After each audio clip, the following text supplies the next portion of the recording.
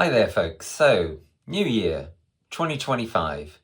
When I hear the word 2025, I must say one of the things that comes to my mind is what we did back in Extinction Rebellion in 2019, which was to make a real conversation changer, a real game changer in relation to the climate and ecology space by saying, look, it's time to tell the truth about how serious the climate crisis is, and we need to act now to go carbon net zero by 2025.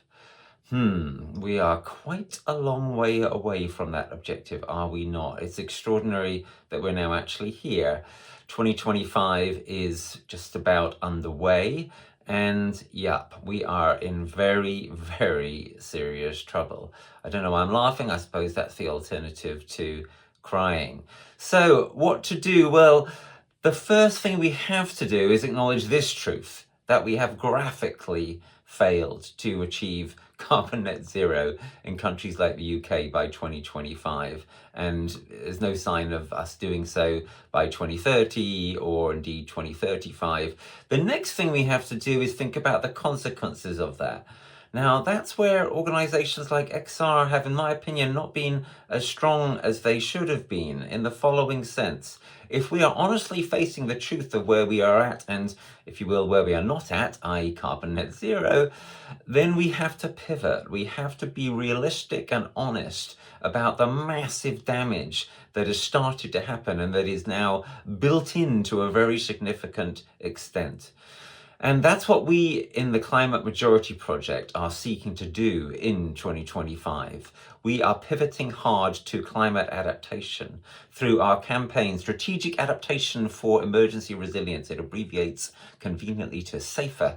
That is what we need to become. We need to become safer, and the way we get to do that is by, in an intelligent fashion, adapting and building resilience. I say in an intelligent fashion. We need to adapt strategically, transformatively, also deeply. We need to be really responding to the severity of the crisis, and we need to be looking upstream to how we cope with it. So an example of that would be, if you're looking at flooding, then don't just look at hard flood defenses. Look at the upstream causes of why the flooding is happening. So we've got to change upland water management. You've got to create sponge cities, spongy environments wherever people are living to absorb more of the water rather than it running off and causing loads of flash flooding. That's just an example. Strategic adaptation means thinking across the entire piece about how we change, how we handle the devastating climate impacts that are here and the much worse ones that are coming. So, my New Year's message for 2025, let's be honest about how truly dire the situation is as measured by our enormous distance from carbon net zero as we go into this new year.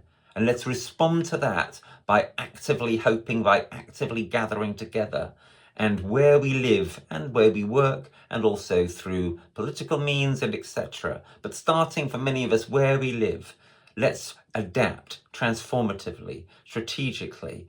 And the beauty of this is, when we adapt in these ways, when we start to actually move to reduce the impact of climate impacts upon us, it's the best possible wake-up call for ourselves and everybody else. So yeah, 2025, we've failed so far very grievously.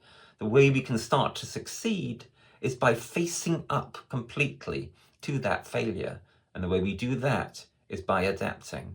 And if we do that, then maybe it will be a happy new year.